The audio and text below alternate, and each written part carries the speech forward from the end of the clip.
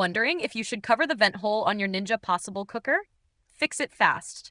That small hole in the lid has a real purpose, and blocking it can throw off your cook. Here's what to do instead. Step 1. Keep the vent hole uncovered. The vent hole lets excess steam escape and stops pressure from building under the lid. Covering it with foil, towels, or liners can trap steam, forcing hot liquid to bubble over the rim. Always leave it open. Step 2. Check the lid fit. Make sure the glass lid sits flat and even. If it's tilted, steam will escape around the sides instead of through the vent hole, leaving puddles on your counter. Step 3. Control moisture the right way. If food keeps coming out too watery, reduce the liquid slightly or vent properly near the end of cooking. A silicone lid lifter makes this easy. I've linked the one I use in the description. It props the lid open just enough to release extra moisture without blocking the vent hole. Step 4. Position the cooker safely. Steam exits straight up from that vent.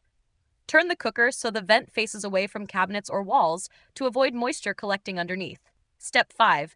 Keep the vent clear after cleaning. When washing the lid, check that the vent hole isn't clogged with residue or dried sauce. Even a tiny blockage acts like a cover, trapping steam and changing how your food cooks. If steam still escapes heavily or the vent hole clogs easily after cleaning, the lid may be warped or need inspection. Use the support link in the description before your next cook. If this helped you vent correctly, subscribe to No Filler Fixes for more fast appliance help.